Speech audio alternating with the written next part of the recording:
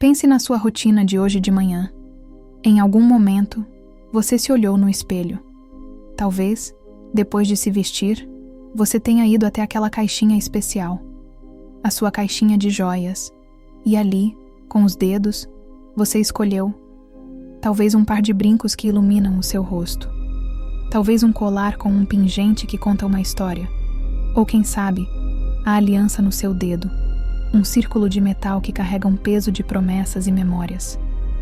Você coloca a joia e se olha novamente, e algo muda.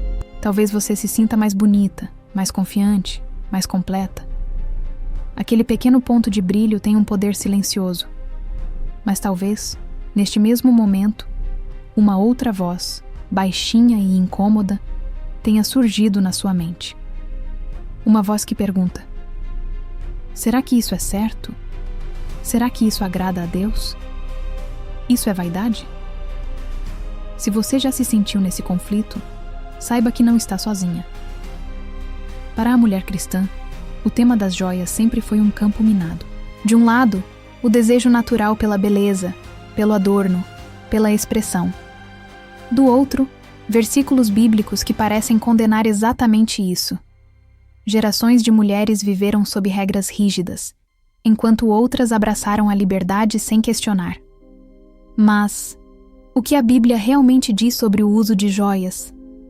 Hoje, eu não quero te dar uma resposta simples de pode ou não pode. Eu quero te convidar para uma jornada. Uma viagem através das páginas da Bíblia para descobrir que as joias são muito mais do que simples adornos. Elas são símbolos poderosos que podem representar tanto a mais profunda bênção de Deus, quanto a mais perigosa idolatria do coração humano. E no final, vamos descobrir que a questão principal não é o que está no seu pescoço, mas o que brilha dentro da sua alma. Vamos começar? Nossa primeira parada nos leva a uma cena poeirenta e antiga, ao lado de um poço na Mesopotâmia. A história está em Gênesis, capítulo 24. Um servo fiel, Eliezer, viajou uma longa distância com uma missão sagrada: encontrar uma esposa para Isaque, o filho da promessa. Ele chega cansado, com seus 10 camelos, e faz uma oração específica, um teste de caráter. Senhor, que a moça a quem eu pedir água, e ela se oferecer para dar de beber também aos meus camelos, seja ela a escolhida. Antes mesmo que ele terminasse de orar, surge Rebeca. Linda, pura e com um coração incrivelmente generoso. Ela não apenas lhe dá água, mas corre, incansavelmente, para dar de beber a todos os 10 camelos. Naquele momento, Eliezer soube que Deus havia respondido. E o que ele faz? A Bíblia diz que ele tira um pendente de ouro de 6 gramas e 2 pulseiras de ouro de 120 gramas. Ele não entrega flores. Ele não faz um elogio. Ele a adorna com ouro. Pense no peso disso, literal e figurativamente. Aquelas joias não eram um simples presente de paquera. Elas eram um selo. Eram a representação da riqueza e da seriedade da família de Abraão. Eram um sinal visível de que aquela aliança era real, de que a promessa feita a ela era valiosa. A joia, aqui, é um símbolo de bênção, de aliança e de provisão divina. E hoje não é tão diferente, é? Pense na sua aliança de casamento. Ela é apenas um anel? Não. Ela é um símbolo visível de uma aliança invisível. Pense naquele colar que sua avó lhe deu. Ele é apenas um objeto? Não. Ele carrega a história, o amor e o legado da sua família. Nesse contexto, a joia não alimenta a vaidade. Ela ancora a identidade. Ela nos lembra de quem somos e a quem pertencemos. É um brilho que aponta para uma história maior do que nós mesmas. Mas a história do povo de Deus tem um jeito de virar de forma trágica. A mesma matéria-prima que pode selar uma aliança sagrada, pode também forjar o mais terrível dos ídolos. Agora, nossa jornada nos leva para o pé de uma montanha que treme, coberta por uma nuvem escura. O Monte Sinai.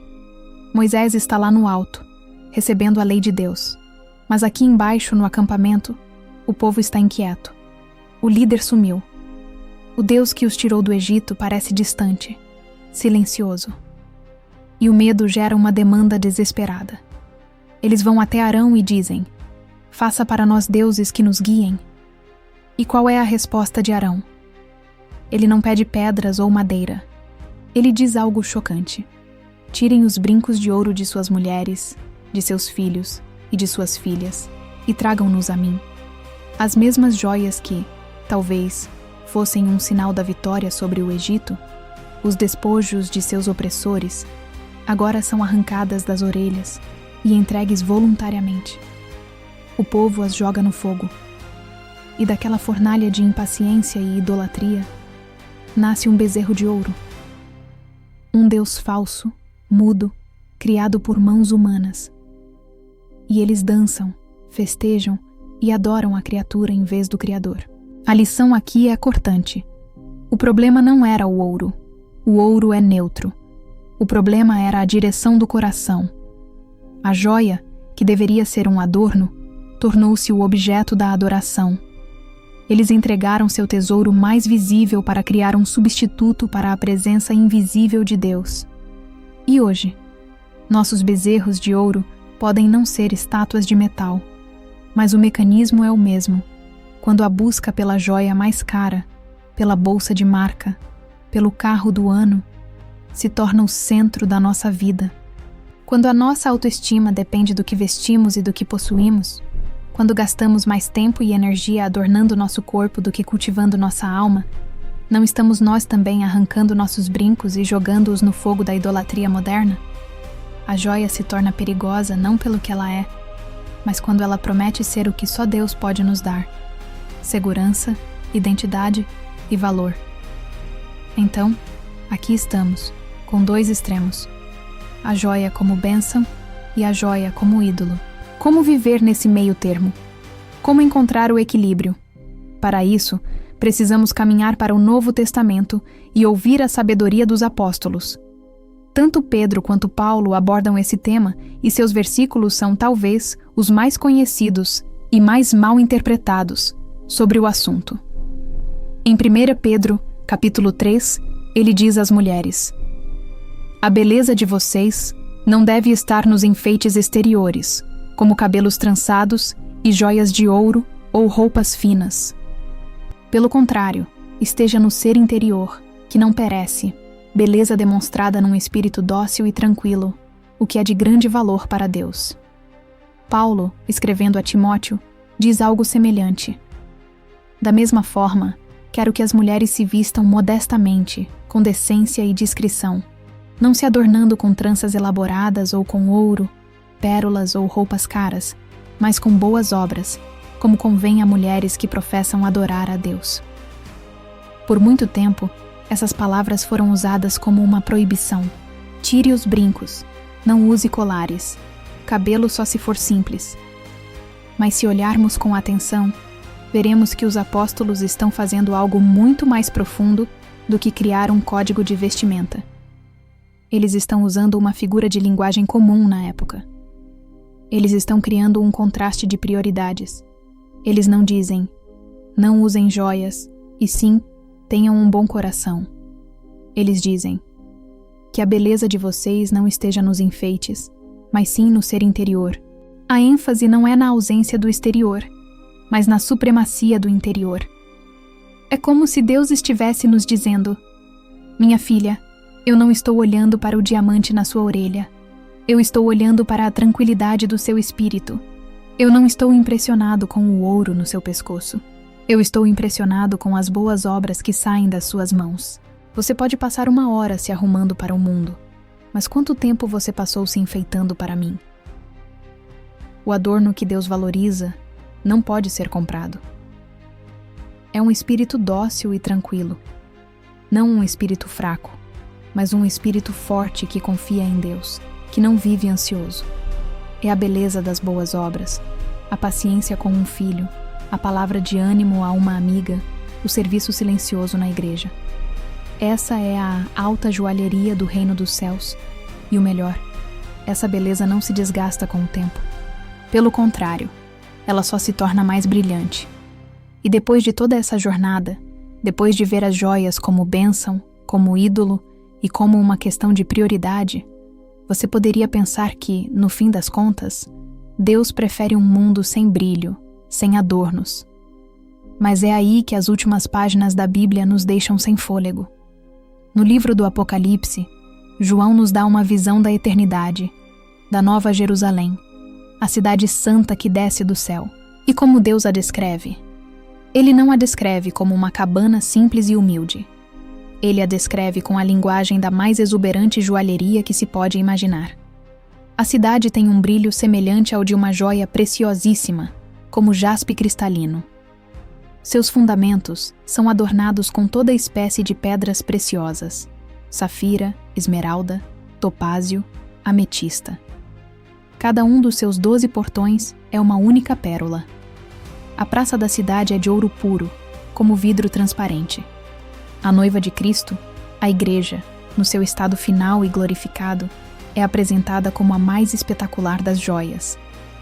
Isso nos revela uma verdade impressionante.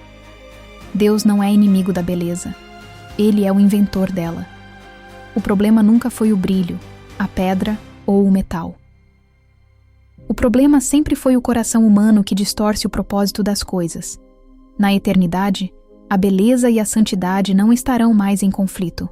As joias não apontarão para o nosso status, mas para a glória do nosso Criador. Elas serão um reflexo da luz dele, um testemunho eterno de seu valor e de sua arte. Deus, no fim, redime todas as coisas, inclusive o brilho. E assim, nossa jornada termina. E voltamos para o nosso espelho, para a nossa caixinha de joias. E agora?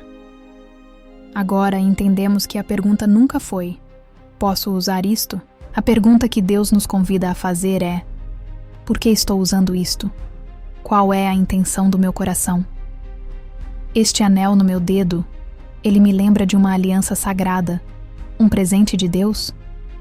Ou eu o uso para mostrar um status, para me sentir superior? Este colar, ele me faz sentir bonita como uma criação de Deus?